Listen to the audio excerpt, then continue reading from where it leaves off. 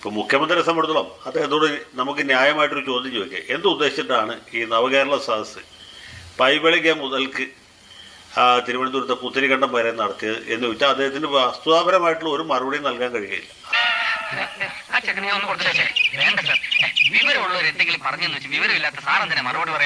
അദ്ദേഹം ചോദിക്കുക, നവകേരള സദസ്സ് എന്ന് പറയുന്നത് മഹാസംഭവമാണ്, നിങ്ങൾ കണ്ടില്ലേ? 10,000-കണക്കിന് ആളുകളല്ലേ എന്നെയും സഹപ്രവർത്തകരെ കാണാനായിട്ട് തടിച്ചുകൂടിയത്. എന്നാണ് സത്യം? ഞാൻ പറയുന്ന തുണയാണെങ്കിൽ തന്റെ തല എടുത്തു വിട്ട്.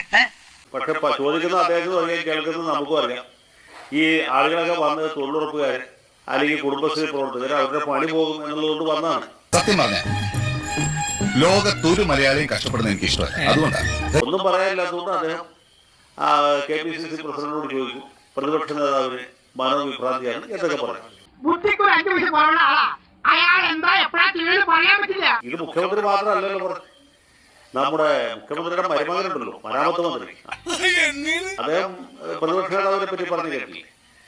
ഈ പ്രതിപക്ഷ നേതാവ് ആകുന്നതിന് മുമ്പ് ഇദ്ദേഹം പറവൂരിന് പുറത്ത് ആരും അറിയാത്ത ആളാണെന്നാണ്.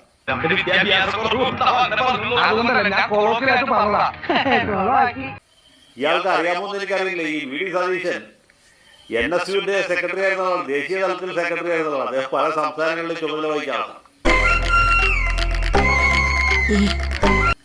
ഇദ്ദേഹം DYFIയുടെ അഖില ലോക പ്രസിഡന്റ് ആയിരുന്ന പോലെ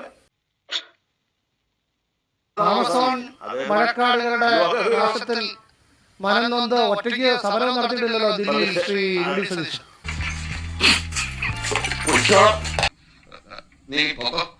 എനിക്ക് പല ഓർമ്മ വരുന്നു.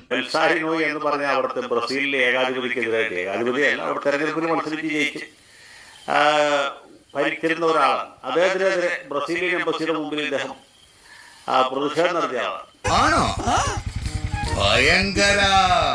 തലയ്ക്ക് സുഖമില്ലാണ്ടായ എന്താ ചെയ്യാ? പാവം. സുപ്രീം കോടതി ജഡ്ജിയായിരുന്ന മാർക്കണ്ഡേയ കാജു എന്റെ അടുത്ത് പ്രസ്താവന എഴുതിക്കാൻ പോയിട്ട് കാജു ഇദ്ദേഹത്തെ പണ്ട് ഇംഗ്ലീഷ് പഠിപ്പിച്ച പ്രസിദ്ധമാണ്.